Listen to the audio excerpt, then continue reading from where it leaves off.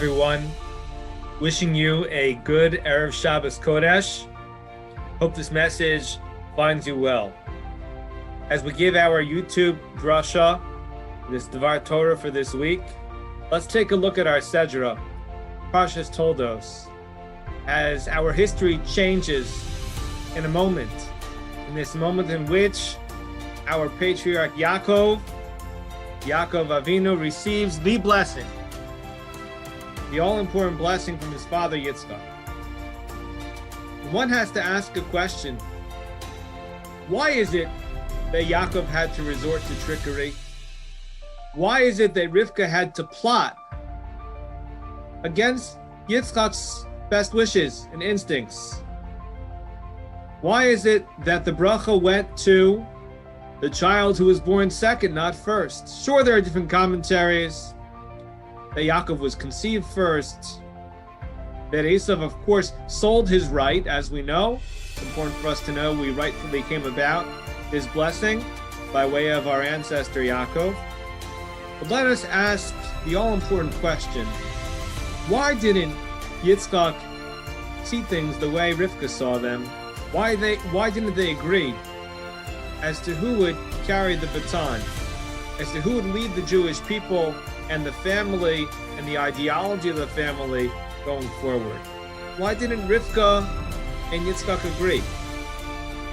And for that, we turn to the commentary of the Netziv. The Netziv, Rav Naftali Tzvi Yehuda Berlin, my favorite modern commentator, I would say, my favorite modern commentary. 19th century, from Lithuania. He was the head of yeshiva in Volozhin, the most important yeshiva, arguably, of the 1800s, and we would not be where we are today without that yeshiva. I strongly recommend reading up on the history of the Netziv, the history of the Volozhin yeshiva, and pick up a copy of the biography out of print called My Uncle the Netziv. So the Netziv's commentary is extraordinary. In fact, his commentary for Parshas Toldot, which captures this moment in our history with such great color, with such great understanding. It actually is found in last week's Parsha. And he said it all stems from the initial meeting, the meeting between Yitzchak and Rivka for the very first time. She sees the man in the field. She asks Eliezer, who is this man? He says it is Yitzchak. The verse tells us she covers herself. And this is where it gets interesting. The Netziv says, why is she covering herself? Merov pachad ubusha, he says.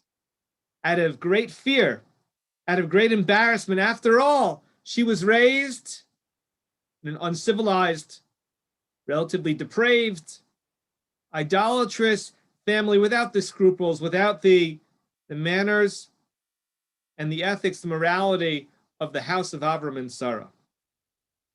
This affected her in her decision-making for all time. She recognized that she wasn't worthy, in a certain sense, in her mind, to be the wife of Yitzchak. And from this point onward, he says, Me'az v'hala nikva b'liba pachad mimenu. She had a certain kind of fear, trepidation from her husband, from her life partner. V'lo haisa im Yitzchak kemo Sarah im Avraham, v'Rachel im Yaakov. She was not with Yitzchak on the same plane like Sarah and Avraham were, like our matriarch and patriarch Rachel and Yaakov, he explains. If they had an issue, he says, they had a kepeda. You know what happened? Sarah would march right up to Avram and say what was on her mind. And Rachel would do the same, but not Rivka. Rivka was different. Their relationship was different. Masha Enken Rivka. And this is the key to understanding the strange episode of Yaakov dressing up and Rivka plotting to take the blessing with Yaakov's trickery.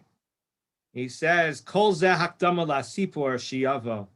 This initial meeting between Yaakov, between Yitzchak and Rivka, is our introduction to understand what took place so many years later, when their marriage was already in the middle of their parenting efforts. Rivka didn't find the heart to stand up to Yitzchak and to share her thoughts about which child should be groomed, should be trained to carry the leadership for what would become the Jewish people. She didn't have the guts to say, the Netziv explains, that Esav was a hunter. He was a very material human being. She never protested this prioritization of Esav by Yitzchak. And so too, he explains, V'chein b'shas habrachos, when it came to the actual blessings at the end of Yitzchak's life. Even to that point, ad kedei kach, she did not say anything explicitly to her husband. The Netziv explains that this was all part of Hashem's plan. After all, look what happened. Everything turned out really well. Everything turned out the way it was supposed to. We don't often understand why things happen, but Yaakov received the blessing. He made certain life decisions accordingly, and you and I are here today to tell the tale because of what transpired. And he explains, if Rivka was a woman like the other matriarchs, in terms of their relationship, he says none of this would have happened. You and I wouldn't be here. Hakol b'hashgacha pratis, the divine providence of our people, divine providence that rested upon this situation. And eventually we see that indeed Rivka went out, that really the will of Hashem was to follow the thought process of Rivka, that Yitzchak needed to be prioritized the whole time, and eventually it transpired. So many messages to take from this. Perhaps most importantly, first and foremost, that our spiritual DNA is the Chumash, is the Torah. Most importantly, is what does it mean? The verse in Parshas Chayei Sarah and these psukim in Parshas Toldot. We need to understand each pasuk, each sentence, because it is our identity. And we understand now why she covered herself. We understand what that foreshadowed. But beyond that, there are other messages based on this commentary of the Netziv. Firstly, we see that Rivka's very humble beginnings, the very embarrassing upbringing that she had, relatively speaking, none of that stood in the way because the Almighty eventually chose her direction, her outlook as to what should take place. And just because Yitzchak came from this illustrious family and Rivka did not, didn't mean that Yitzchak had a monopoly on truth. We learn from this commentary that the Almighty chose the path of this great Jewish mother of Rivka. We also see from this commentary that a person needs to express what they feel discreetly, respectfully, but if you have an issue with something or with someone, don't keep it in. Rivka kept that inside.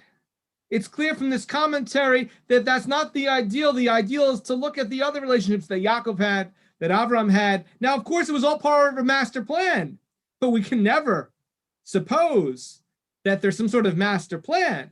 This wasn't necessarily healthy. And really, somebody needs to, in a private way, make sure that they say what's on their mind, not to hold back a relationship due to lack of communication, but in a way that's constructive, in a way that's productive, to raise any issues that need to be raised.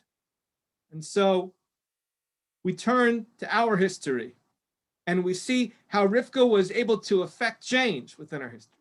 We're grateful that Yaakov received the blessing of all blessings and that we didn't have Esav receive this blessing.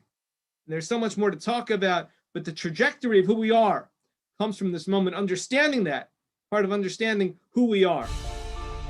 So hopefully, as we all read through Parshas Toldot, Yirat Somei B'Yeh Hashem's will, that we see how it is that we became who we became, and we give credit in a sense for what took place, and we have a greater understanding of our Sedra this week. Thank you and have a wonderful Shabbos.